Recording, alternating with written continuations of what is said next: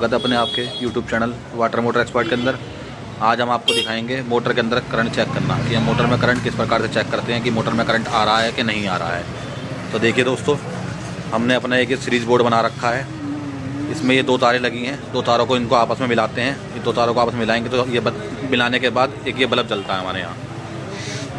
अब ये मोटर में चेक कर रहे हैं, मोटर में ये तार लगाई, तार लगाने के बाद चेक कर रहे हैं। देखिए ये बल्ब जल रहा है कि मोटर पर तार लगाने पर, तो ये अभी मोटर में करंट चेक करेंगे।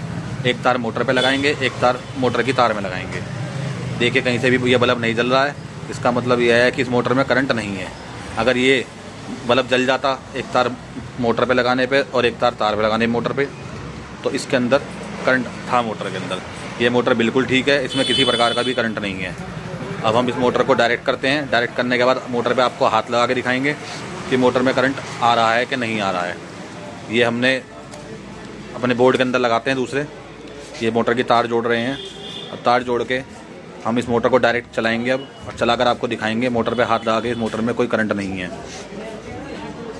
और साथ ही साथ आपको ये भी दिखाएंगे कि मोटर कितनी बिजली खाती है, इस मोटर के कितने एम्पेयर आते हैं। इसके एम्पेयर चेक करने के लिए हम इसके एम्पेयर चेक करेंगे। ये हमारे पास एक एम्पेयर मीटर लगा हुआ है, ये हमने यहाँ पर लगा दिया। अभी आपको शो करेगा ये मोटर कितने एम्पेयर खा रही है। ये मोटर हमारी ऑन हो गई है। ऑन होने के बाद आप देख सकते हैं कि ये मोटर 0.08 एम्पियर ले रही है। और ये मोटर पे हाथ लगा के भी हम चेक कर सकते हैं कि मोटर में किसी भी प्रकार का करंट नहीं है। ये मोटर बिल्कुल ठीक है।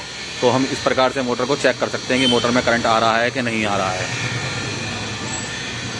तो दोस्तों, अगर आपको किसी प्रकार की कोई समस्या आ रही है तो आप मुझसे पूछ सकते हैं, कमेंट में मुझे कमेंट कर सकते हैं। और कोई आपको दिक्कत लगे तो मुझे मैसेज कीजिए।